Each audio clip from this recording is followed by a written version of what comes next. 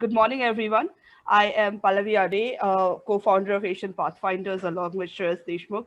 And today we have a very, very special session. So it's, I think, being an engineer who passed out years ago, I guess, I think it's very interesting and inspirational to see women like Professor Godbole come and speak with us today. Uh, I think they paved the way for women like me and Darshana and a lot of us to get into STEM. So thank you so much, Professor Godbole. And today's topic is equity and inclusion in science and technology. Before I give it to Darshana for the proceedings, I'll just introduce a little bit about Asian Pathfinders. So we started last year as a knowledge sharing platform for scholars, practitioners, academics, Darshana and Professor Godbole and everyone else who is here today to come together and have these very constructive discussions and dialogues on a variety of multidisciplinary topics. So, like I said, sorry, this week is on science and technology, and next week is going to be on conducting feminist foreign policy. So there's very different topics, but it's and then obviously later on we have another session which is on foreign policy specifically. So yeah, but we always aim to be an informal session for us to connect people across various geographies and disciplines. And our sessions are through our fireside chats, which is held every Saturday, as well as the dialogues, which is every alternate Thursday. So the next one will be in mid of April. And obviously keep a lookout on our social media pages and or our emails to know the next sessions. So, like I said, our upcoming sessions. So, we have on next Saturday, April 10th, Mr. Gautam Bhattacharya, who is the Deputy Head of Mission at the Embassy of Sweden in Delhi.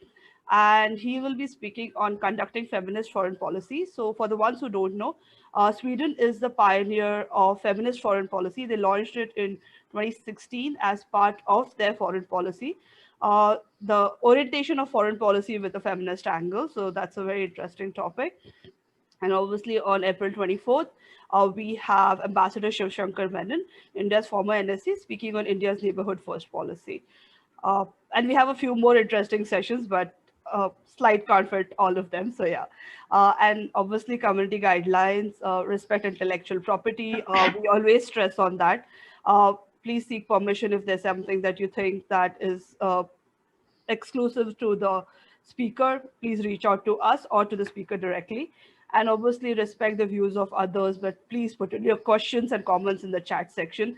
Also, please stay on mute because we record these sessions and we put them on YouTube. So obviously we want to reduce the noise. And so basically how you get in touch with me and Shreyas and Asian Pathfinders. So moving on to today's session, obviously Darshana will introduce Professor Godbole. A brief about Darshana. She's the founder and CEO of VigyanShaala International. VigyanShaala is on a mission to close the access, attainability, and quality gap in STEM education. Also, VigyanShaala prepares youth from most marginalized backgrounds for the technology-focused workforce of the future. And VigyanShaala's program Kalpana is building a community of women in STEM, connecting aspirant girls with relatable role models from across the globe, like Professor Godbole. Darshana herself holds a PhD in physics from the Cavendish Laboratory at University of Cambridge, with 8 years of experience in interdisciplinary research, including over 4 years of experience in experimental soft matter and biophysics and 3+ years of experience in semiconductor physics. And she was also the first Indian woman to be elected as the president of the Graduate Union of the University of Cambridge. She's a passionate physicist, mentor, and social entrepreneur. And obviously, you will get to know through the session that she's committed to recalibrating the gender balance of STEM disciplines. So over to you, Darshana. Thank you, Pallavi, for that kind introduction. I hope you are able to hear me well. First of all, my gratitude and thanks to Asian Pathfinders for giving me this opportunity to moderate this session, which is personally very close to my heart. And as some of you already know, that as a high schooler in a Delhi government school, I found my inspiration in Professor Godbole when I read her article about the Nobel Prize in physics, which was given in the year 2004. And I vividly remember like how many times as an undergraduate, as a school student, I read that article. So thank you once again for giving me that opportunity, and that one instance to see, okay, there are women in India who are scientists and who look just like our mothers do. And seeing that face, I still remember that photo of ma'am on that article. So it was very special for me. I read that article so many times. I couldn't make sense of it much as an 11th class students, but it like knowing and hearing that, oh my God, there are so many subatomic particles. It was like, okay, particle physics is what I want to do. Of course, my trajectory took different turns, but that was my first inspiration of a decision that I made as a high schooler, that, okay, I don't want to run into the trap of like, engineering or medical, and I want to go into physics. And this is where I want to dedicate my energies in. So thanks very much again for this opportunity. And without taking much time from the talk, I would like to introduce Professor Rohini Godbole.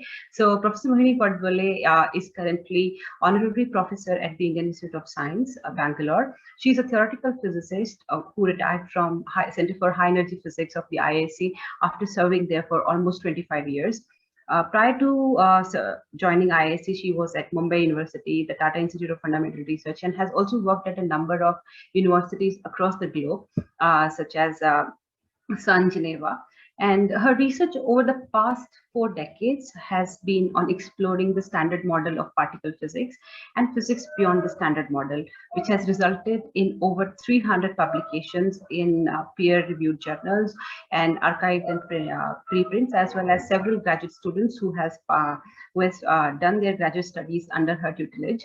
So her pioneering work on probing hadronic interactions of photons provided important insights for the design of electron-positron colliders, and her suggestions to probe standard model physics have been used in experiments at different colliders, including the CERN Geneva.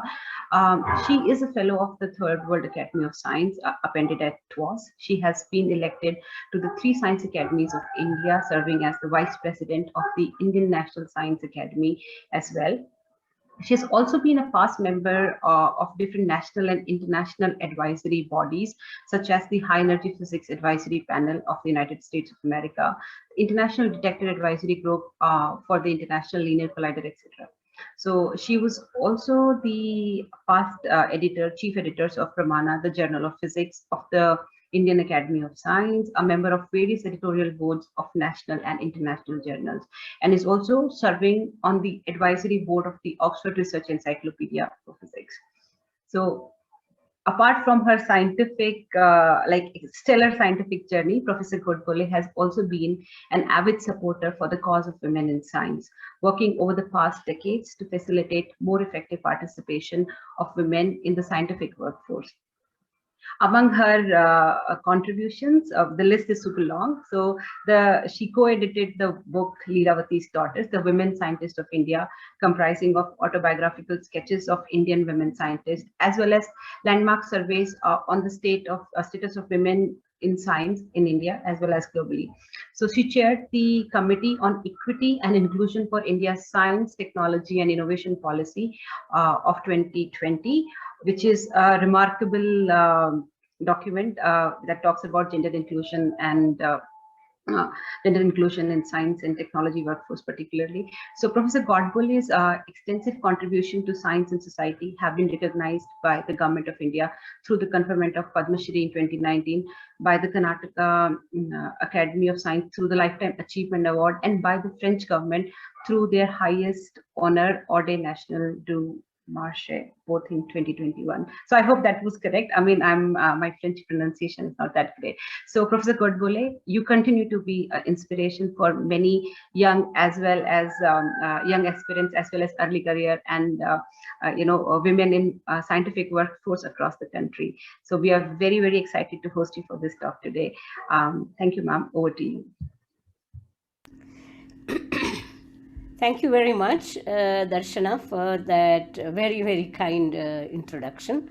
But I would like to begin by thanking Pallavi and Shreyas for being patient with me in fixing the date for this talk.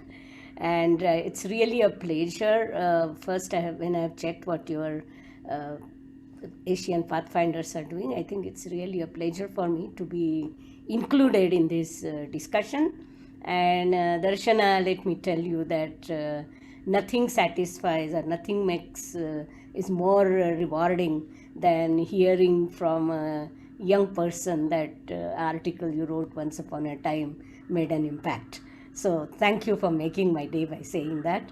So now let me, I will begin by sharing my screen. So let me see whether that works. That's always till it happens, it's always a excitement. One moment. One second. I think I have done something goofy. Oh. Okay. Yeah, good. All right. Now we are in business. So share screen. All right, can people see my screen? Yes, ma'am. Yeah. So the idea was to talk about equity and inclusion in S&T. And I should say that indeed the focus will be on gender, but I want to go beyond gender. That is the first point that I want to make. And in that sense, it was nice that we didn't hold it around Women's Day, because I think the ideas of equity and are more broader, and the need of the time is actually to look at the broader context. So first I will try to kind of say, why should we be discussing about equity and inclusion in the context of S&T? Because very often people kind of say, equity, these are the things we think about in social issues. Science is objective. Science deals with facts. So where is the question of equity and inclusion there? So actually that is a wrong concept, and therefore I want to first take time to tell why the diversity which gets induced by equity and inclusion, how they enrich the S&T ecosystem. So which particular diversity I will focus on, I will also tell you, but I will focus on three particular classes of diversity. One is of course gender, because that's close to my heart, but also technology diversity or the racial diversity. I want to give examples to make the point that diversity indeed enriches S&T ecosystem. And then of course the real point for us, because we are Asian Pathfinders who are talking here, is that what is about Indian S&T ecosystem? Is that diverse? Of course the answer is no, without having to do almost any study. So I can make that answer, but that's not enough. So how do you work towards a more equitable environment in S&T? And there, as we will see and as we'll follow, and that's where I think there's really a consonance with the aims that this particular group has. Namely, one of the important things that one needs for that are policies. And the second, of course, is changes in the mindset. And I want to try and delineate these two things and try to see how we as a society can try to go towards a more equitable environment in S&T. So let's see how far we can go. And my idea is I will talk for about 25 minutes, and after that we can chat, because I feel that I need to give you a set of premises on which I am basing my different statements. So what does diversity mean? Diversity in scientific processes really means participation of very many different groups. It can be diversity of gender, it can be diversity of language, it can be diversity of social and economic class, it can be diversity of geographical region, physical abilities, knowledge systems, and particularly in the context of India, I always like to say India is many countries in one. So we are really a diverse nation. And therefore this question about diversity becomes very relevant in the Indian context. Now, what happens is that among these different diverse groups that I have written here, it's clear that some of the groups are underrepresented. Actually, most of the groups that I have written here are actually underrepresented. Now, what does achieving diversity mean? It means that we should achieve inclusion for those groups which are excluded completely. And that exclusion happens very often because of historical reason. And I would like to give an example, that's traditional knowledge systems. Somehow in this whole society which has been brought up with the Macaulay, the educational system that was put in place by Mr. Macaulay, we have actually sometimes lost track of traditional knowledge systems. So that's excluded almost. So we need to bring that in, and there are some very important people who have been working a lot for this inclusivity. And then equity for those groups which are underrepresented, but at least they are included to some extent, and that happens to be gender. So aim of equity, and why there are two different words, is that equity and inclusion both will contribute to diversity. And inclusion we talk about for groups which are completely out of the system right now, and equity is more for groups which already are present, but they are not in equitable proportion of their of the trained people. I will not talk about proportion in general population, but proportion in the trained human resource. That there are the two aspects. Now, first, as I said, I began with my question, is that why discuss diversity and SNT together? What is the point? So, first question anybody can ask, that why should lack of diversity and SNT should be an issue at all? Is it really, really bad? And the answer is, of course, yes, but this is the answer that I want to try and develop in our conversation. I can ask the same question in another way, that does diversity necessarily add to excellence in SNT? I mean, what is the sort of reason? And here I want to begin by a particular study, by quoting a study by two authors, where they actually studied, and there is this link if any one of you want to follow it, and I think there is a more further discussion. And they did this study as a result of a statement in a case in US Supreme Court on affirmative action and diversity. And the US Supreme Court judge had actually asked the question, what special advantage does a black student, it was racial diversity, does a black student bring to the physics class? Okay, that is what he had asked. And these people actually did some social science study, and they actually came up, they proved, quote unquote, that diverse groups are less conformist and more willing to go against the status quo if that leads to better outcomes. So whether a physics graduate goes on to work at a tech company, becomes a scientist, or ends up as a manager, it's critical for her success as well as her employer's success whether she is an original thinker. And diversity very often brings out the original thinking among us. This is what they found out in a controlled experiment. Now, clearly, science is a very creative activity. Science actually is sometimes it's about following a straight path, sometimes it's about thinking out of the box. And if the diverse environment can create people who think more out of the box, all the better for science. So this is sort of one very clear, argument. This very simple other argument that people have given, and which is really correct, is that it's certainly not the optimal use of human intellectual potential.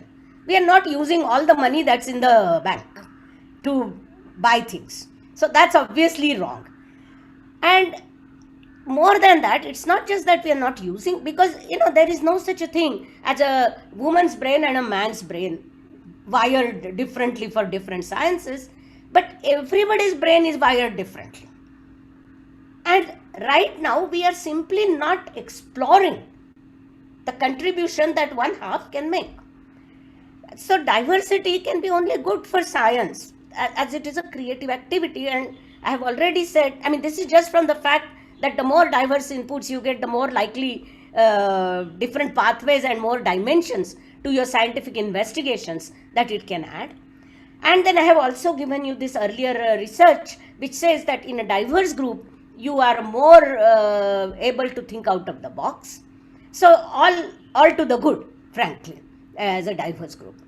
Now I wanted to tell you, for example, diversity of knowledge systems. So for example, diversity use of traditional knowledge systems can lead to very interesting innovations, which in fact can make important contributions to sustainable development goals. And I'll give you one example of that. Right now, just last week, I think, or maybe week before last, the list of India, list of countries which are trying to achieve the sustainable development goals came out, and we are 129th in a list of 149 or something like that. I mean, I don't remember the number just now. It's not in my head, but we are really, really low. So if we want to go anywhere, reaching out to our traditional knowledge systems is something, it's a very positive impact that diversity can have on our own scientific development. Racial diversity. I want to give you an example in one slide later on, that in the USA of 1960, I remind you, this is the USA before civil rights movement. Civil rights movement began in 1960. And this is a USA before that. And in that USA, African American women of the deep South made extremely important contributions to a very, very cutting edge program of US science, namely the US space program. And this is an example where technology gained due to diversity. Then there is another example of gender diversity. There is a story of invention of calendar that Sonia Toksvig has once given, and I have heard it. So according to anthropologists, the first calendar was a bone with 28 incisions. And Sonia was an anthropology student at Cambridge. So she said this anthropology professor held this bone up and said, this is the first calendar invented by a man. And then she waited for a second. And she said, please tell me, which man would have the need of marking 28 days? So clearly this was an invention by a woman. Of course, it was an invention of the calendar by mankind. But we immediately say, this is the first calendar invented by the man. Now you would say, this is just words. No, this is just semantics. But actually not. It affects the attitudes towards women in science. And I want to give one example of that. Okay. So these are the three diversities that I will try to cover in my talk. Clearly it's very, very silly to say that lack of equity has impeded development of excellent science. I mean, the excellent science has been going on for me since the time of Newton. I'm a physicist. So for me, it all began with Newton. But okay, what I really mean is that it began with Darwin. It began with Newton. So this has been actually the, total domain led by white Caucasian males, the science as we know today. It's really led by them. The question is, and it's wonderful, it's fantastic. It has given us technology, it has given us wonderful insights into the secrets of the universe.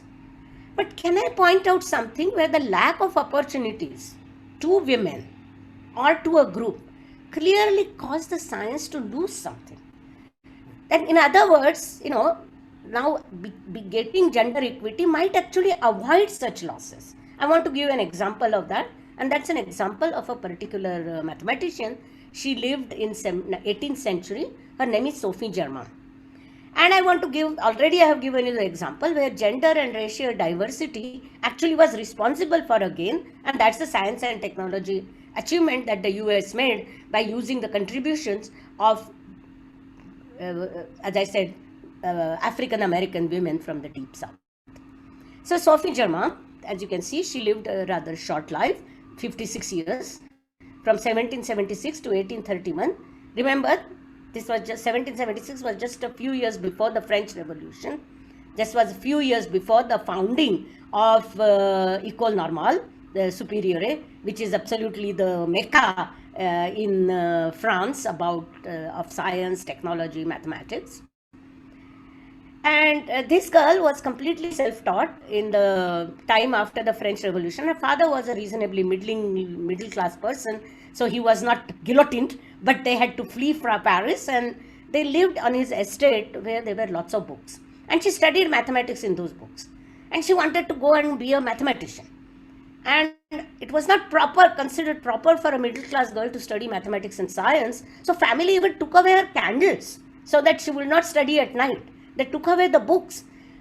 But then finally they relented because they found that this girl had an enormous passion for mathematics. But as a result of that, she lacked formal training. She was not allowed in École Polytechnique when it was started after revolution because women were not allowed there. So she studied actually under pen names with her cousin's name, took notes from her cousin, solved the problems, submitted them to the big mathematicians like Lagrange, communicated with Gauss, who was the prince of mathematics as it is called, and she did important contributions to number theory. And there are some things called German numbers. She actually did some work which paved sort of one of the many steps that contributed to the final solution of Fermat's last theorem, which was actually solved only in the last few decades, 2 decades. And the problem had existed from Fermat, which means 1700 odd.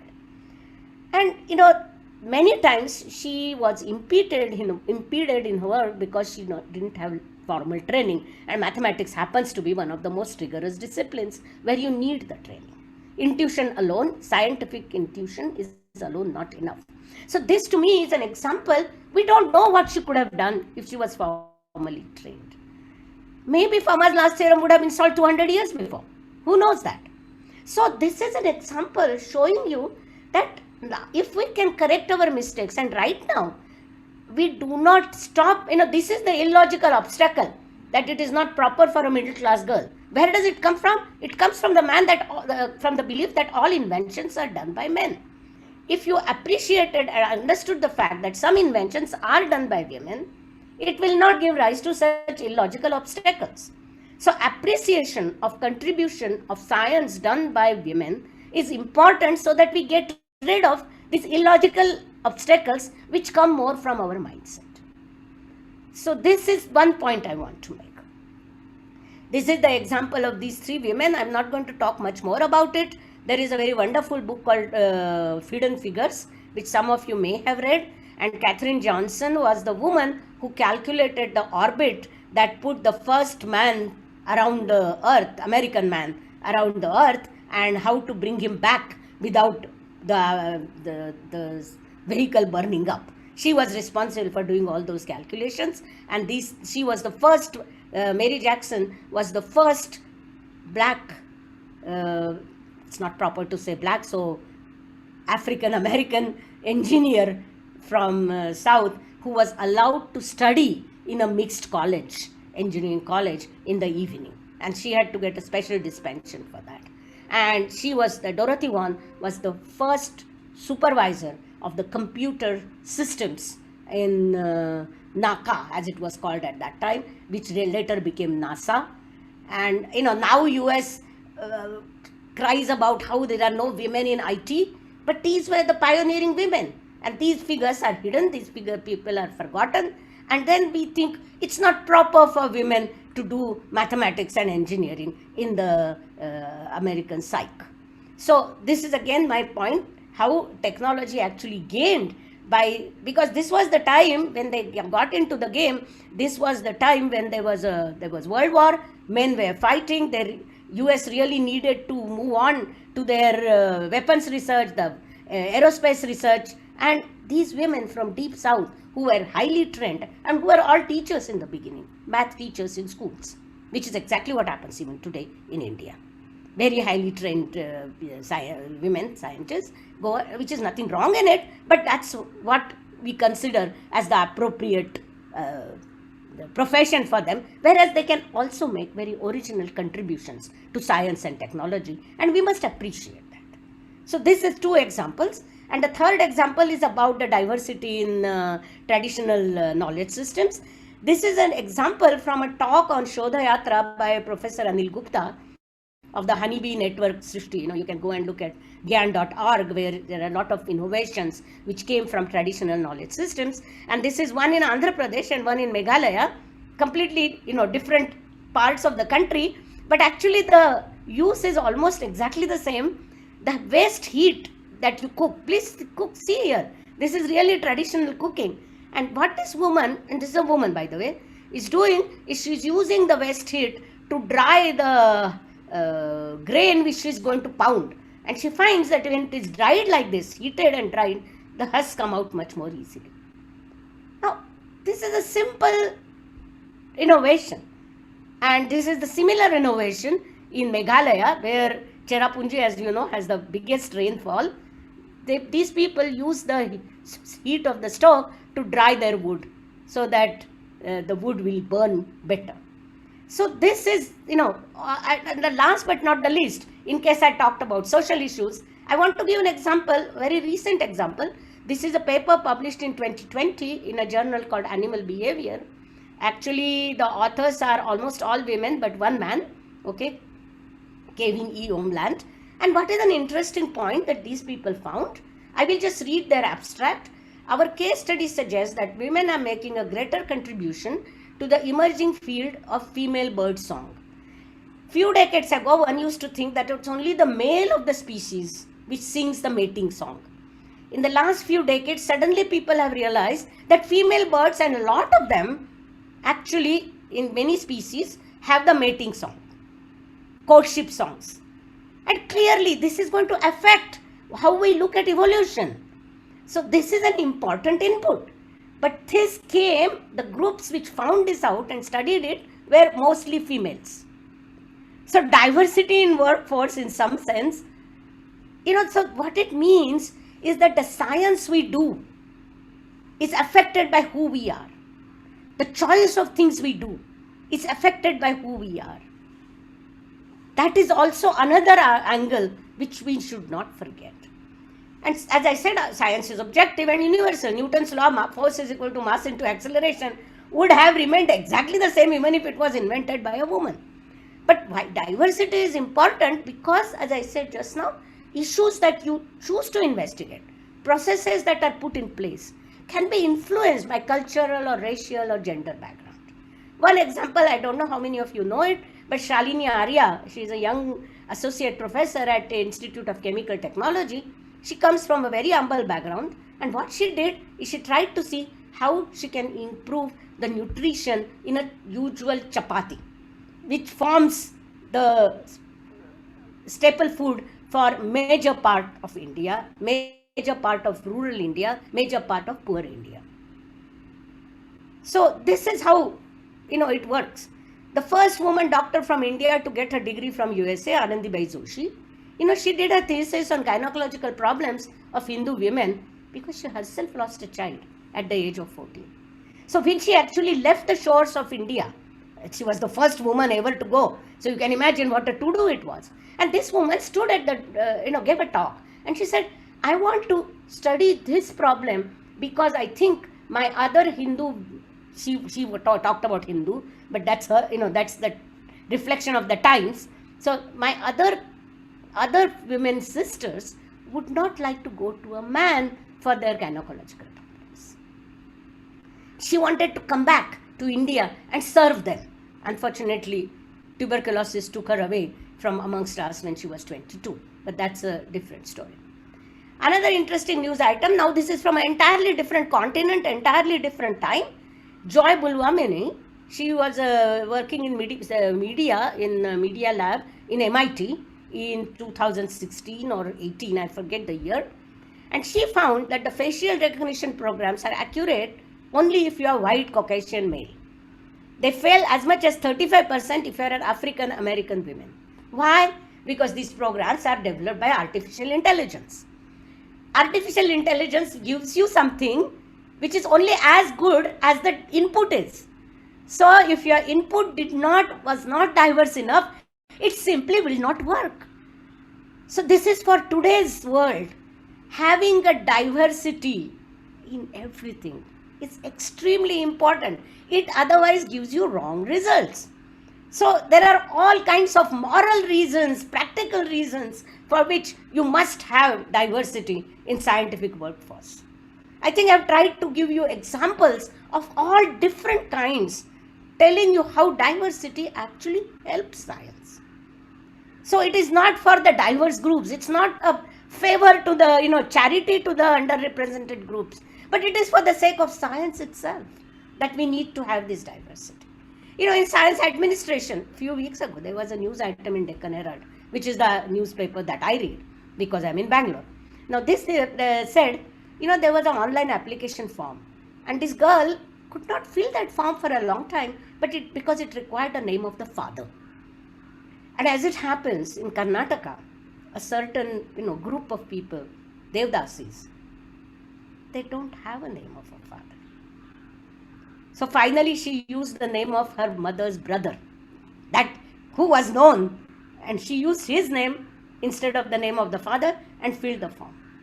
But all you have to do is make that optional, that everybody may not have the name of a father. So this thinking needs to be diverse. Thinking needs to be aware of the diversity. Okay?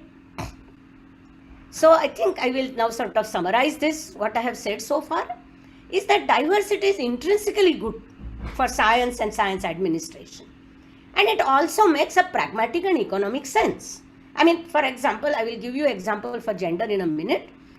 And I have tried to give you first the very blue sky thing, that the diversity increases the complexity of the scientific ecosystem. But again, and therefore achieving equity and inclusion is not to be done only from the sense of correcting a historical wrong. We are not doing anybody a favor. We are not doing anybody a charity. We are doing something good for science. And that is something we need to remember when we think of the subject. Whether it is gender equity, whether it is racial equity, we need to realize this. And I think once we realize this, that affects our own response to the issue. You know, when something is good for me, I might think of ways to achieve it much better than if it is good for somebody else. This is plain sense of a human being. So in India, as I said, it's very easy to see the lack of diversity and equity in science. So now, before you start thinking about how to cure things, you also have to ask the question, how do you judge what level of diversity and equity is correct? You know, is there such a thing as correct level? Should I be aiming for some numbers? So here I want to make a point that lack of numerical representation is a symptom, and achieving numerical targets does not mean problem gets solved. So you might in the beginning, for lack of anything else, set numerical targets, but realize that they are not the main things. The main things that you want to look at is get at the root of the issue and find solutions which will address the reasons for the lack of diversity rather than just the lack of diversity itself. So I will give an example about one statement that is made and suggested in the S&T Policy Step 2020, and I will analyze this further, this particular statement, when I give that example. So now I think I have tried to make my point why equity and inclusion is important for science. Now in the next part of 10 minutes, I want to share a few thoughts about the ways and means in which we can achieve the equity, and let me see whether you find resonance with some of them, and that is the thing that maybe we will discuss further. Because in my own way of thinking, one of the most important reasons that our efforts to achieve equity and inclusion do not succeed as much as they should is because most of us are not aware of some of not so obvious issues. And there is this very big, invisible, unconscious bias that affects our actions without our knowing. And that is I will take example of gender equity to make that point. So, again, if I talk of gender equity in science, I can see very many intelligent people who are listening to me. So they're going to first ask me the question, mainstreaming gender in all walks of life is essential. Because you must use, as I already said, use all the money in our safe. We should use all the intellectual potential that we have. But then what is so special about women in science compared to women in all other walks of life? Women pilots, women doctors, or women engineers, or women scientists. How are these different groups different from each other? How are their needs different? Why are they, some aspects of their needs, why are they different? And there I want to say that women in science and engineering who are doing, the research have a slightly different challenge. And that challenge is that you don't get, when you pop out of the egg, the chick is not ready completely well formed. Some chicks start walking immediately, but some chicks need more time training. As a scientist, you need a bit more training after you get your degree, which is PhD. And as luck would have it, the time where you have to get that training as a postdoc The age is such that your biological clock is also ticking exactly at the same time. Because if you keep it longer, then like some of us, like me here, we end up not having children. So the point about women is that the biological clock which is ticking, at the same time, this is exactly overlapping with the period when you have to set up your own self. You have to say, till then you are working on the problems your advisor sets you. After your PhD is the time when you are thinking of your own problem. You are going to say, I know this better than anybody else. But to be able to set that up, you need some time. And it is also the time when you have to have your children also, because the body is ticking. And you can see this very interestingly in the Indian story, that the fraction of girls, this is the total fraction of women among student population, undergraduate, master and PhD. You see that, and these are data, okay, I can give you real data, this is only schematic. But even among PhD of late, over last 15 years, about 30-35% PhDs in science are women. And this is over last 30 years, so I'm not talking of today. But then when you go to postdoc and young faculty, that percentage drops to 15%. When you go to professor and senior faculty, like my institute, it goes down to even 10 to 12%. When you come to people who won awards, rewards, it goes even smaller. Just like, for example, I mean, this is not to boast, but I was the first woman to get a Padmashri for science and technology in physics. I mean, come off it. There are many other women who have made very important contributions, even in science and engineering. There are many women who got Padmashri for, in health work and so on and so forth. So I'm just trying to give a sense, okay? And this big fall, how does it compare with the rest of the world? In the rest of the world, this is a UNESCO data which has just been released 1 month ago or 2 months ago. And you will see that India is here, this color. Total women in research are actually 15%. And the world average is 30%. All right, so this 15% matches with this 12% that I have indicated here. This was a little bit older data, but that's it. So India is really low on gender diversity among women who practice science. And as I said, in India, therefore, it's not just the development of human resource, but deployment of human resource, particularly in the context of women, which is very important. So apart from losing all the advantages that I told you that a diverse workforce will bring, pragmatically it's also low return on your investment. You train these women, you spend money, they work in laboratories, they use equipments. And where is all that investment gone? That investment is lost to science. So for every 1 rupee that you spend on science, you're getting back returns only for your 40 cents or 50 paisa. So clearly it doesn't even make economic sense. So this is the point. And as I said, the reasons for this particular thing is because there is this big reason that the body clocks are ticking at the same time when the clocks of science are ticking. So some women tend to take a step back. By the time they come back to the workforce again, science has moved on. Some women like me tend to not to have family. So they lose out on having a family. And this is something very specific for science. On the other hand, family and career balance is common to all women in all spheres of science. So there are these two things, and what normally people think is that let's take care of these two problems. Okay, women in science have an extra problem, we agree, we give you that. Let us try to give them special schemes to come back to science, and then all is over. Life is good, and we support them to help, give them special help for family and career balance, like we are suggesting to all the other women.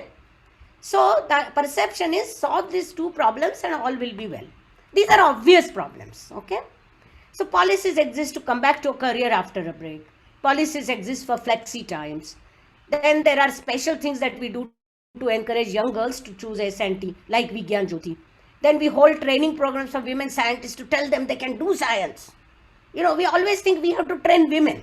We always think that we have to tell them. They are the ones who are losing out because they are scared that they can't manage everything. So we should teach them that you can do everything together. It's clearly necessary, but not sufficient. Because apart from training these women, you also need to train the ecosystem. bias, we have this, there are invisible and unconscious biases.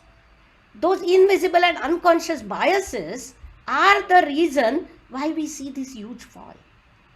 It is not all of the making of the women and their thinking, and not all made because of these two reasons. It has to do with our unconscious biases about what women can do and cannot do. Even I remember in my youth, after a few years after I had established myself, a senior colleague who actually wanted to pay me a compliment said, "Oh yeah, I never realized you would be so serious about science." And I couldn't understand it because I had studied in one of the best institutes that India could have. I had got my PhD from a university in the US, which had a Nobel laureate on its as the head of the institute where I got my PhD. I came back, I was writing papers, I was taking part in conferences, I was giving my talks, I had PhD students. But even then this man felt, "Oh, I didn't realize you were so serious about science." Which means that, you have a unconscious feeling what is good for a woman or what a woman wants. That a scientific career can be as important to a woman as it can be to a man. It's something we must realize. So, this impacts actually the mentoring we give to young women. That's why I like the mentoring kind of program that is being started, that is being conducted by Darshana. So, this can directly impact both the number of women in S&T and what they can achieve. And I think they arise from lack of importance that we attach to women's participation in science. And this lack of importance to women's participation in science starts from not realizing that in the history, women have been making important contributions to science. So it is this illogical, unconscious biases that we need to remove. So it is, even after supposing you are very smart, very good, the institution is great, and avoids biases in hiring and promotion, after having done that, you have hired a person. What next? You need to also see whether there is a bias in the way we set our general rules. We must be, whether we realize that some of the, some needs might have a gender dependency, such as housing on campus. I myself have suffered from that because our cities are not as safe as we would like them to be. Young postdocs suffer from that. But when typically a girl, a postdoc, a young faculty woman would go to the administrator, she is told everybody in this age group has to stay off campus. But realizing that there might be some gender dependency and formulate your policies to take care of that is something very important. For example, the fact that childcare can be an issue for students and postdoctoral fellows too. We don't realize that. So these are the kinds of things that the institutes need to do. And I want to end with actually something that we did, and I was sort of very interesting things we learned in this. This was a survey we did with social scientists. This was a survey commonly done by natural scientists like me and members of the Women in Science panel of the Indian Academy of Sciences and a member of NIAS. She is a person, who, Anita Kurup, who studies women in science or education, gender aspects of education. So we called our survey Loss of Trained Scientific Woman Power. How much are we losing and why? Exactly that steep fall. We wanted to address that. So we interviewed women who have left science. We interviewed women who have a PhD and are working in science-related job.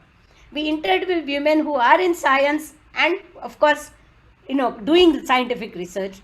Women who are in job market are doing a job but have nothing to do with their science. Then we also selected men in the same groups. And we asked all of them, men and women, all these groups, we asked them a question. Why do you think women leave? Among many other things. And the lesson we learned, and this was uniform across from all the people, that these invisible biases, the unwelcoming attitude of the society, of the institutions, of the family, are also the reason, as much as the family responsibilities which women perceive as things that they must take care of. So I sort of rest my case about invisible biases. I can go on giving examples, but that's not my point. What I want to say is that even some of the cures which we suggested to bring gender equity are still due to a bias that career break is inevitable and achieving family and career balance is only a woman's responsibility. We don't realize that women scientists can care about science as much as their policy, which is a norm for the male scientists and which we praise them for, that a man is a good scientist and a good family man too. A woman also wants to be both. And she might prefer to have support structures in place, which allows us to get over this speed breaker by simply slowing down rather than bringing the vehicle to a stop. This might actually stop her. Otherwise, if you take a break or if you really slow down, you will start, your starting line will go way beyond. And then you cannot compete for Bhatnagar Awards because you're already too old by the time you do your good work. So then maybe we need to rethink whether academic age is what something we need to think about rather than the physical age when we keep different age limits. So there are so many different ways in which we need to think about it. This unconscious bias, how it affects our policy formations, how it affects the way we treat women scientists. I'm giving you only an example of gender, but I think it goes across. It's not a propriety only of gender inequity. For example, think how often we do not pay attention to the suggestions from a person because of the gender. That happens quite often, I can tell you. But also because he or she is not fluent in English, because he or she is from a rural background, or he or she is trained in India as opposed to being trained in the Mecca of Cambridge and Oxford or MIT or Harvard. How often do we do that? And we need to look at the content of the message that we hear in an exchange. It should not be colored by our biases about the messengers. So it means that it's not just policies, but it's our own thinking that really has to change. And we need to introspect and autocorrect for this invisible bias. The scientists, the society members, the institutions, all need to worry about this. And as I said, the change in mindset is one thing, but policies, this is the final thing. We need to make sure that the policies themselves are not affected by the bias. I tried to give you already a few examples. And the changes in social attitudes and convention, being aware of one's own visible bias is just one of them. Pointing it out to others is second step. So this awareness is also important for successful implementations of the policies that are being suggested in STIP 2020. STIP 2020 is quite interesting because one of the things that STIP 2020 has done is that the first time we have a discussion of equity and inclusion in a science policy. It's realization that discussions of equity and inclusion are important for all across science policies. It's not just a policy for women that DST should conduct or policy for women that DBT should conduct, but in all general policies, how do we look at gender aspect is an important point that this equity and inclusion chapter in STIP 2020 makes. And I will sort of keep, this is something we can discuss in more detail, but I'll keep a snapshot that appeared in Times of India of some of the suggestions in STIP 2020, and this is something that we can take further, but I would like to just make this statement. Right now there is a statement that 30% of the women in decision-making positions across S&T ecosystem. This is now mandated. Okay. Now why is it done? It is done because we think that there is this invisible bias, and maybe women are more aware of that invisible bias and they will correct for it. They will help the committees correct for that invisible bias. But actually, the truly effective implementation of the idea needs to create the awareness among all the members of the sex election committee that there is an invisible bias. And this is not just necessarily the job of the 30% of the women who are mandated to be the members of the section selection committee. So therefore, processes by which we will train academicians, train selectors, train scientific administrators to be aware of this invisible bias would be important. So development of E&I charter, or in fact even a E&I office in each institute can actually put in place measures to create such awareness. And this will not be a punitive body. Not a body like ICC, but a body which cares about bringing equity and inclusion. So, please take this message home for all of you who are part of the STR ecosystem, that to have a successful implementation of the different policies that are being suggested in STIP 2020, we need to, institutional processes need to change, institutional mindset need to change, and the societal mindsets need to change. And as I said, we can actually have more discussions, but I would just like to say that introspect and autocorrect for our invisible biases in our professional and personal life. We need to be inclusive. It begins at home. So it begins in how we treat our spouse, how we treat our children. It begins with whether we ask our young boy to give us a glass of water, as often we ask the young daughter to give a glass of water to the guest who has come into the house. And all of us need to be inclusive in all that we do. The path to go to a situation when we will just speak of, scientists and engineers and not their gender, not their race, not their geographical region, surprisingly goes through the path of being very aware of the whole thing for a long time. And we all need to work towards this. This is all that I have to say.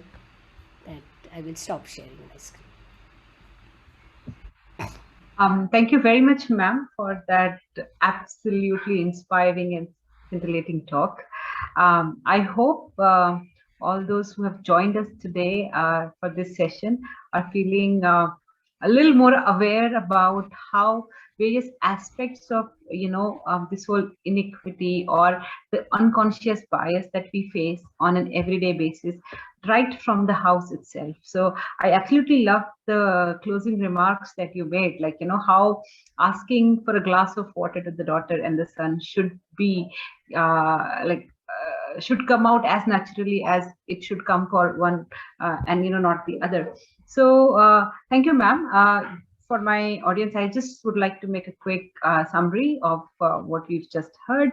So we heard about a range of traditional knowledge systems and how various things that we have missed out on being part of inclusivity, like including how we have missed out on inclusivity at various fronts of our scientific as well as educational endeavors, and how this whole thing affects women at a larger scale, and how this entire thing has been now being tried to be addressed from the perspective of Science and Technology Policy 2021, and various progresses that have been made in the Indian women in science inclusivity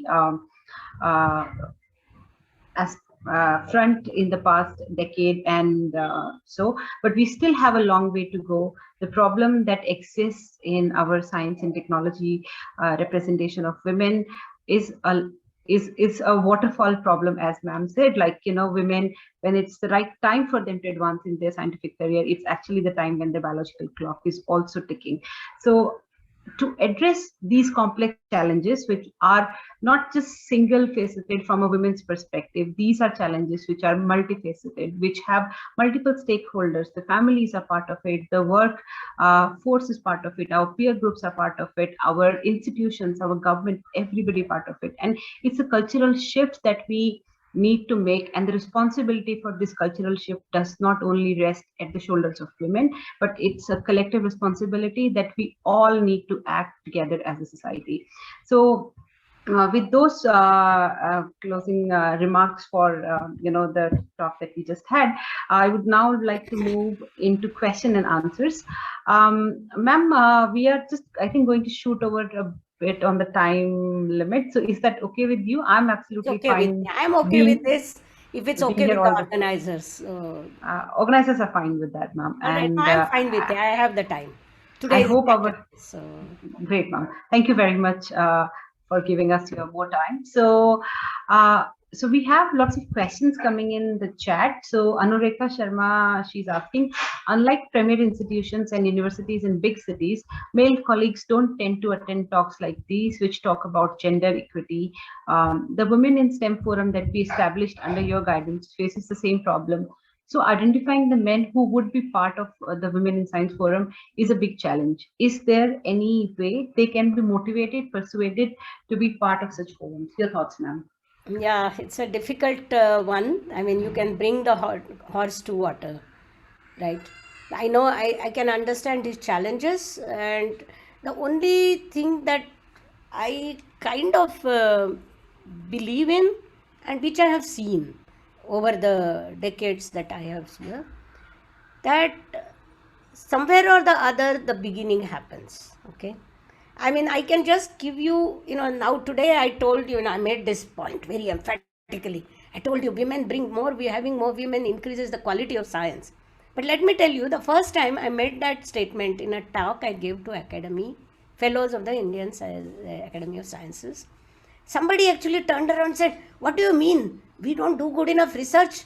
Do we need women to bring us more better science? Then I had to explain to them, right?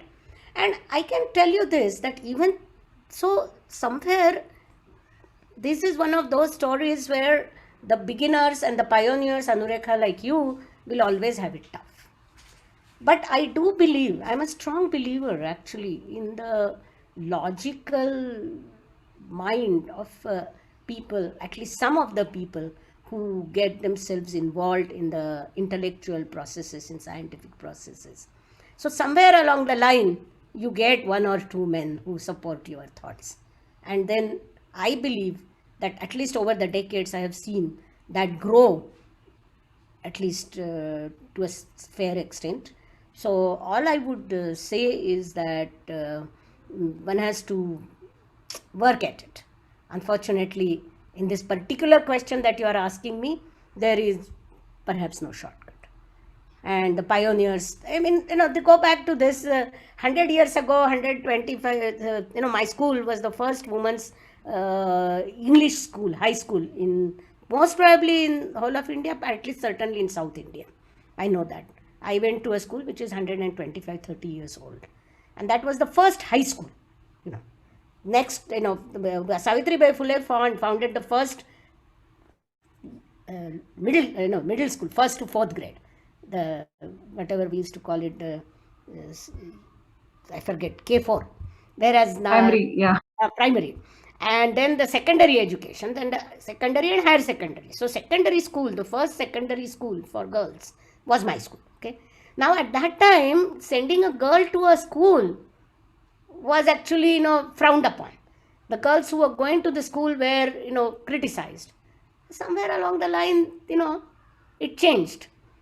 And the same way, I think when I came back to India, even we ourselves I myself had not appreciated this whole story. I mean, I was the only woman physicist at that time in the theoretical physics group. And it was okay. I mean, I had, we were always 2 or 3 girls in a class of 40. That was also okay. One didn't even really feel much different, frankly. It's only when you started going into a career in science, one started of really felt the difference. And it's only now when I look back, I realize that why would I blame the others? Because even we were not very often, we kept on thinking that we are having this trouble because we are not good enough.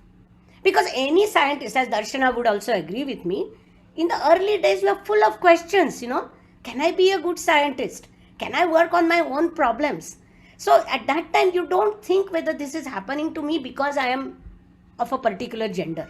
It can happen to a man also equally well.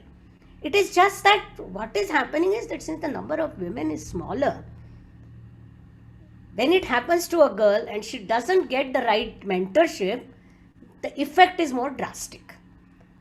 And therefore, all I'm saying is that making people aware, making ourselves aware is the first step, and we are unfortunately right now only at the first step. So, Anurekha, I don't have any magic wand solution for this, but we have to look for our searches for men because I think it is important to involve men in the process. It is not the problem of women, by women and for women. It is, and that's the point that I am trying to make, that it is a problem of science and we have to convince people about that time and again. And of course, it's a tough job, but that's what. Thanks, ma'am. Thanks a lot. Your words give me a lot of strength to forge ahead. Thank you so much. Thank you, ma'am. Those are like, I think I would just like to add a few bits to what you just said. As you concluded by saying it's not only a women's problem, and it's a problem of the entire society, and each stakeholder has to do its bit to sort of move it forward. And I think the first step, as you said, is finding the men who are our allies, but also I think blanketed training and awareness about unconscious bias should be another thing that should be included in any part of any hiring, any institutional culture. So I'm just going to bring this part. I served as a trustee of the university during my time as the union president, and in Cambridge University, and I learned so many things that the institution is now trying to put in to address the question of unconscious bias, not just gender but also racial and sociocultural biases. And any hiring that the university does, they have mandated, I think, about 5 to 10 hours of unconscious bias training. You have to take a test, you know where you are in terms of the unconscious bias, and then once you know where you stand, then you are given training. Okay, these are the different contexts, and this is why it matters. I understand there will be people, a large section of the people will be perhaps like who will say, oh, this is all crap, I'm not going to pay attention to it. But somewhere it will make that small dent, that they will become aware of where they stand wrong. So I think we need a larger cultural shift in that direction, where these things are part of the training and hiring. Can I add here to Darshana to what you said? This Please, is normally one of the things that I talk about, which I right now did not discuss further. But the E&I charter that one is talking about, or E&I office that one is talking about, is supposed to think about such things and implement these processes at the institutional level. For example, I was present for some interviews in University of Utrecht, okay, where I was spending some time, and also in University of Amsterdam. And before this committee meeting, we were all given a piece of paper where the various questions were asked, various statements were made, and we were asked to think for ourselves that, do you have a bias? Do you have these biases when you are going to sit there and on a hiring committee? And they have become part and parcel of the processes. EU has made it mandatory to have that. For example, I was in Monash University in Australia, and there the young students have to take a test online about equity and inclusion.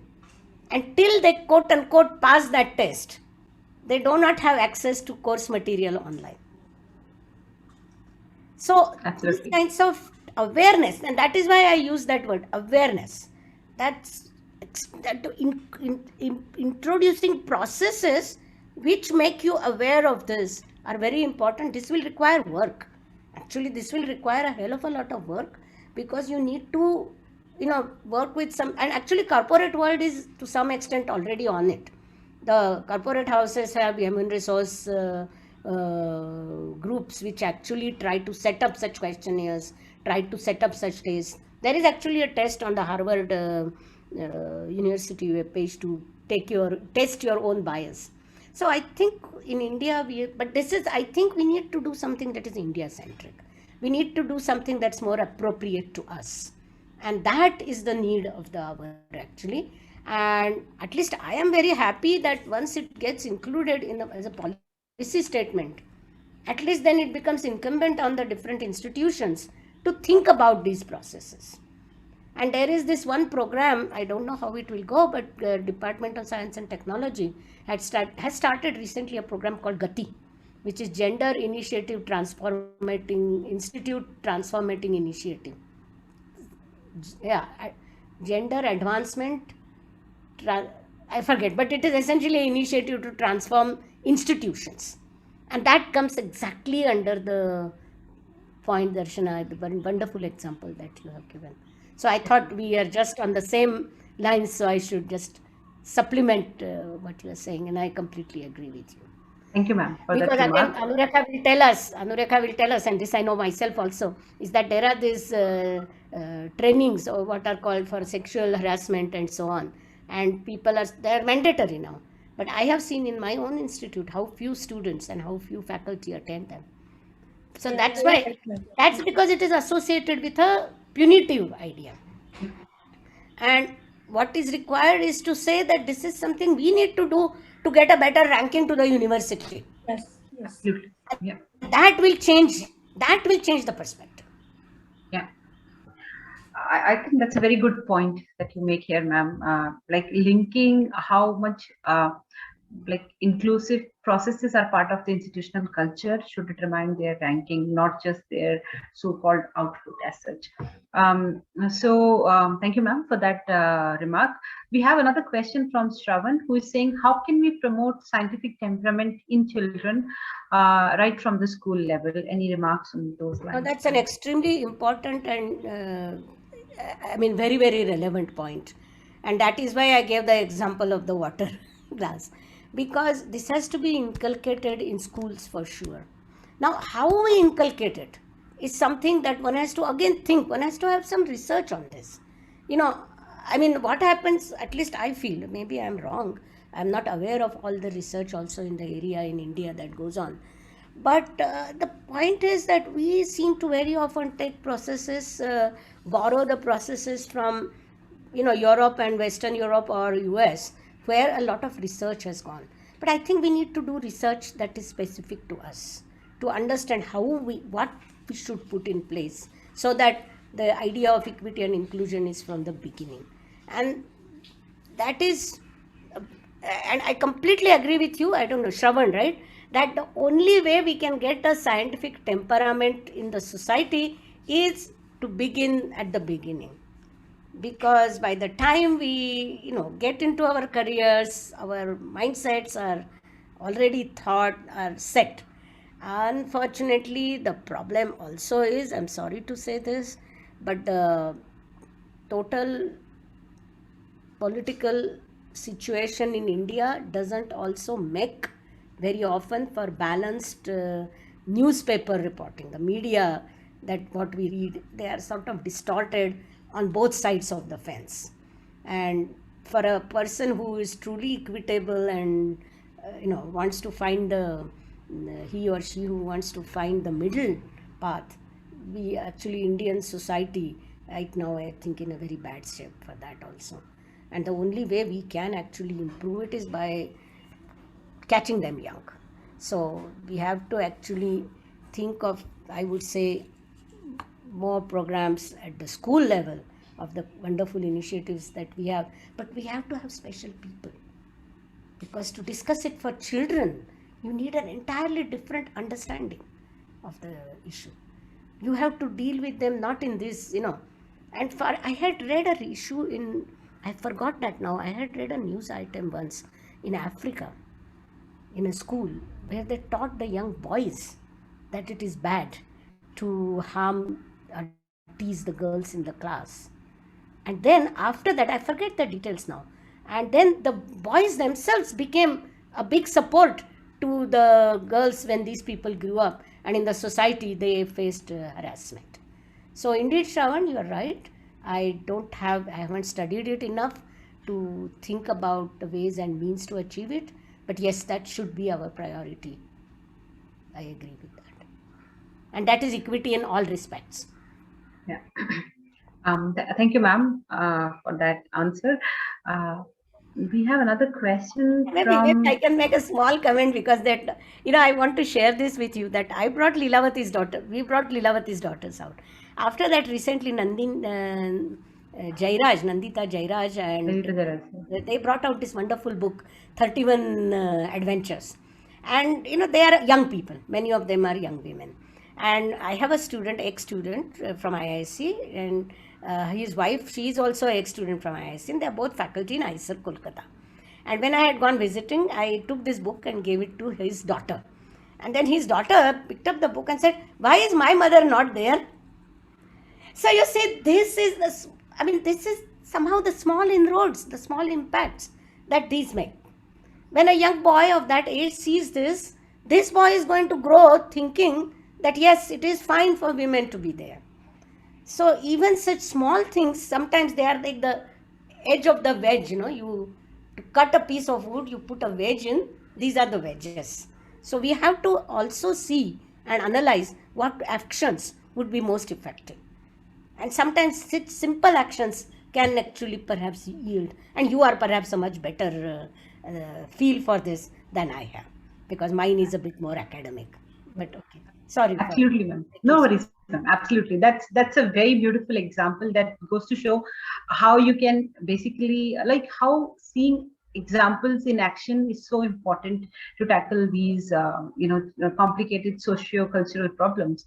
And I think that's why it's so important that we have women who are visible and who are part of the science and technology workforce and are championing for equity, so that a young girl sitting in a remote corner, she sees that example and she thinks to herself, okay, if they could be that, I can also be the same. A young boy sitting in a remote corner or in a city or in an urban high rise thinks, okay, yes, it's just not men who are inventing and innovating new things, it's also women who are part of the workforce, who are doing their dues in this challenge.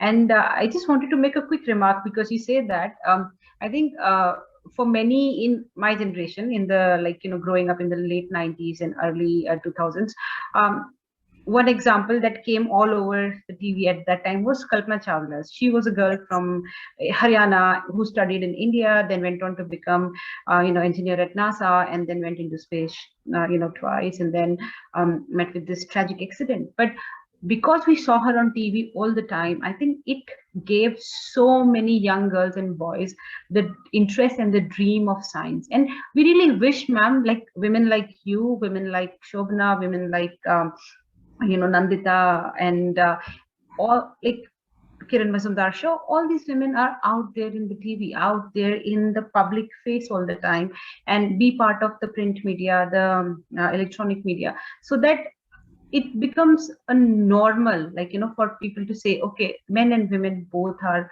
part of the workforce. And I think Asian Pathfinders are doing a remarkable job here, bringing this discourse to the public discussion in that sense. Ma'am, you want to say something? Sorry. Yeah, no, I actually wanted to say that one point, I mean, that was actually the thinking that we had when we brought out Lilavati's daughters.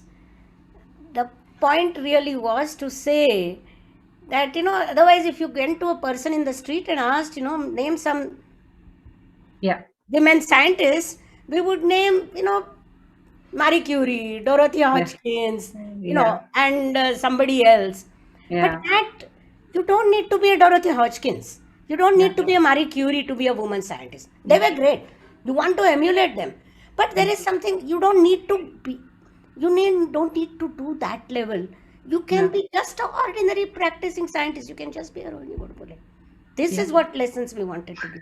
Because the point is, and this is something I said the other day, so I wanted, again, it's a resonance story. It's not so much, it's that, Gary Kasparov can emulate, can make some, inspire people to play chess. But a Vishwanathan Anand can do it much more for an Indian audience. Indeed, yeah. And that is the point. People you can relate to. Yeah. And that's why actually when you said this, it really touched me. When you said that a person who looked like my mother.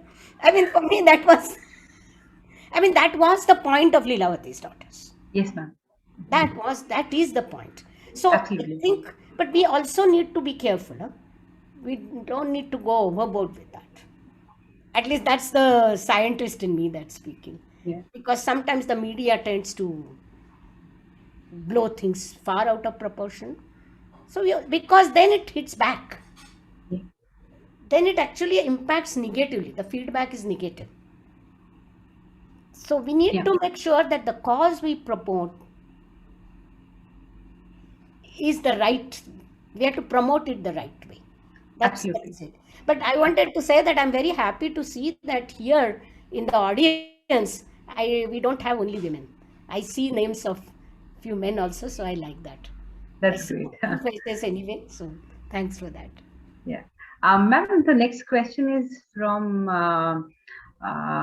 Pallavi, I think which you have answered in part. She's saying you spoke about unconscious and social biases that are big hindrance for women in science and technology. How can we address these biases that are so ingrained in our society? So I realized when she answered this question, you were yet to cover the later part of your uh, talk where you are talking about the step and the progress that we have made. Do you want to add anything, or I can move to the next question? It depends on Pallavi whether she feels that her question is answered. No, Oh yeah, sorry.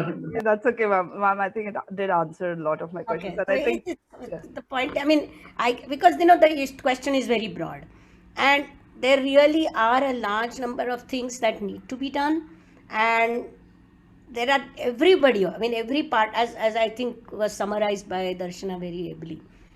Each sector has to do something in that. Institutes have to do their bit, and we talked about what the institutes can do. But I think the society and the scientists, and that is something we have to train ourselves. I mean, I have seen many mentors quite often, usually what happens, a boy and a girl both are in science.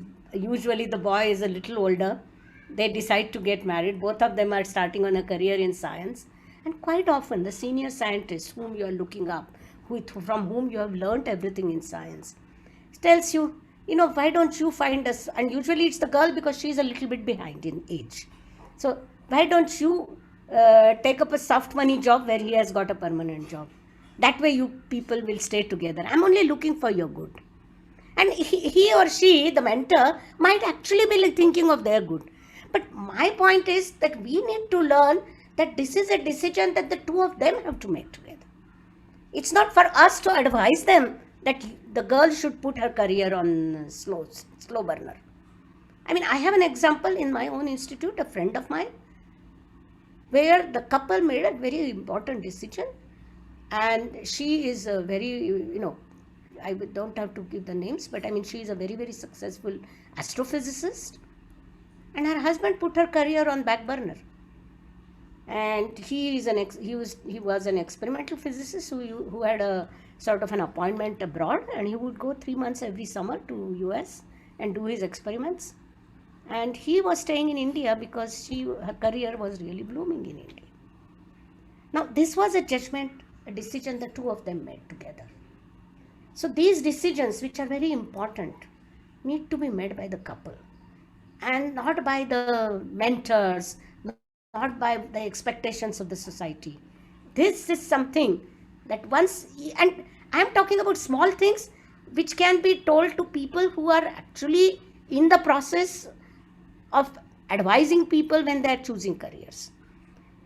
But then it feeds back. I mean, somehow it needs to feed back. I mean, I, for example, was very lucky that I had a family, parents, when I came back from US.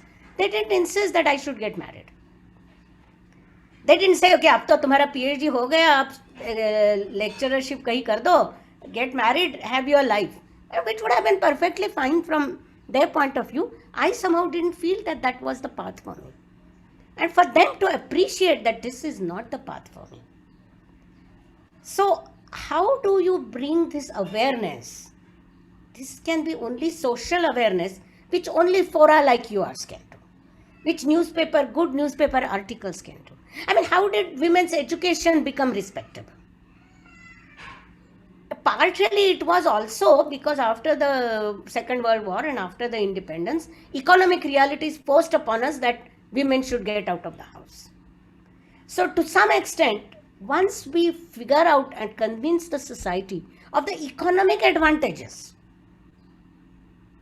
of supporting women in science, the biases actually will be reduced. See, because just to continue answering your point, I still think that a mother-in-law is quite proud of a daughter-in-law who has to go in the middle of the night to make a very difficult delivery. She will take care of her child in the house quite happily, so to say. My daughter-in-law, she's very skillful. People really need to ask her to come when there is a problematic delivery.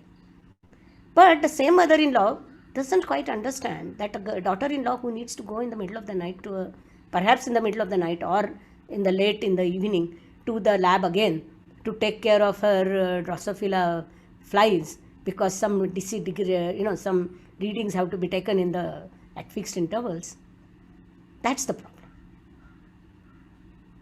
So it's again the problem of appreciation that women's contribution to that women who contribute to science, they can do more than the ways and means that are consistent with their family responsibilities. That they might be demands on their time, and they are equally important demands. Just like it's important, great to support a woman because she wants to become the first pilot. Just it's important to support her because, somehow scientific research by women in the eyes of our society has the least glamour. It seriously has the least glamour. And part of it has the least glamour, as Darshana said, because these women who are doing this are not in the eyes of the society. They are not hailed as heroes. We hail as heroes people who have run the Mars program. That's great. And that will encourage more women to join ISRO. But my point is that even if you don't contribute to Mars program, even if you contribute to an experiment on some soft material research in RRI or in JNCSR, even then your contribution to science is equally to be heralded. And that is what I feel in India right now, at this cutting edge science, that's the first thing we need to do. We don't need to be satisfied by saying that we have 30% women who do their PhDs. We need to see how that is respected, but how their career as a scientist is respected by the society, and we need to bring it out. So the media and us scientists and all people who think alike have still a long way to go. That's all I can tell you. I don't think this is an easy path. But then 150 years ago, people who championed for women's learning also didn't have an easy path. But things work out. And therefore, again, to give an example, my mother was born in 1926. When she could not study mathematics beyond grade 6 because there was no male teacher to teach mathematics in a school in Rajasthan. So then they were not allowed to study mathematics. Now compared to her next generation is me. I could go to US, right, to do my PhD. So things are moving fast. And I think realizing the fact that women's contribution to science is important for science and getting people to convince people of that we can do only by giving examples, that we can do only by pointing out the important things that women have done as contributions to science and are doing. So by championing the success stories, whether we like it or not, it might be your own drums, beating your own drums, but I think to some extent that will have to be done. Thank you, ma'am, for that comprehensive answer. I think we'll take one last question, which is from Shreyas, which says, ma'am, after spending decades in this field, from your personal experience, how do you see changes have happened throughout? Are they positive or negative? Any examples? Okay, certainly changes have happened. Changes have happened in just at least, okay. Again, I want to give a somewhat elitist example to begin with, because that's something that comes to my mind because that is my direct interaction. So in 2005, when I suggested to some of my fellows in the academy that we need to look at women's representation in the academies. And I remember when I suggested this, I was given a time slot the day before the academy's main meeting began, between 2 and 5. They said, okay, we can have a discussion meeting. And I still remember they were again, this is for Anurekha, there were most women and only 2 or 3 men came to my discussion first.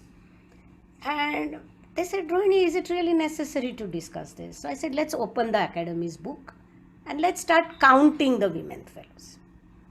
And I remember after that, I said, oh my God, we didn't realize that the numbers were so small. And today, for example, when we are looking at electing office bearers for academies, electing presidents of academies, science academies, people are now conscious of this. So there is a change. Now, whether that is a good enough change in a 20-year period or whether we should have had a steeper slope, I don't know. For example, in 2005, in the year of physics, there was, I think, sort of, meeting by Indian Physics Association to discuss the vision for next 20 years in physics of India. And I was the only woman speaker. And what was I talking about? Women in physics.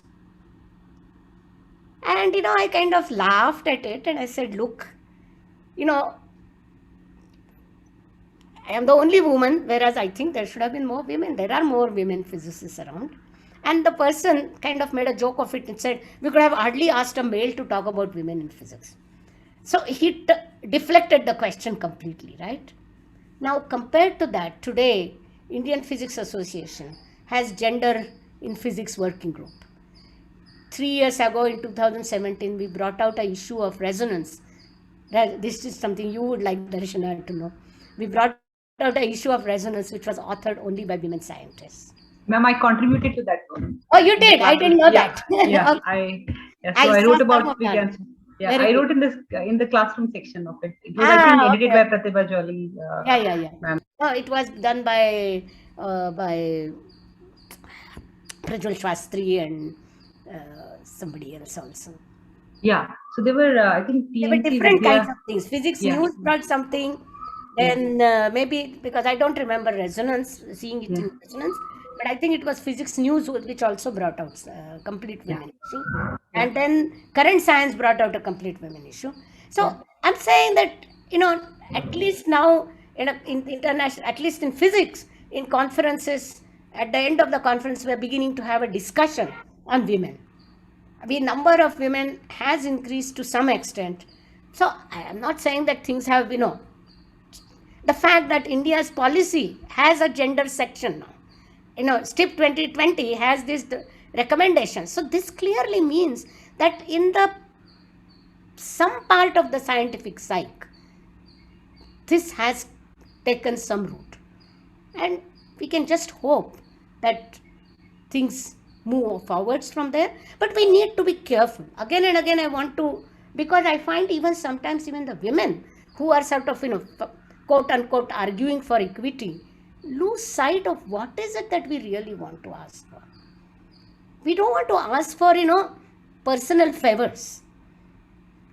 I mean, sometimes I find there is a small misunderstanding even among women about what is it that we are really, that we don't want reservations.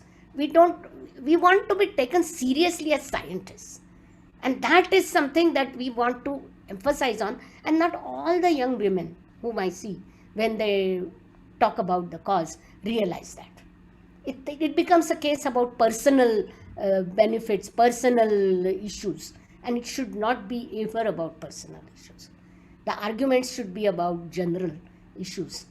You need to generalize your personal problem to the systemic problems and try to address those problems rather than trying to solve or say to the institute or to the world at large, to your friends at large, that solve my problem. It's not solving your problem. It's solving the systemic problem that you need to understand.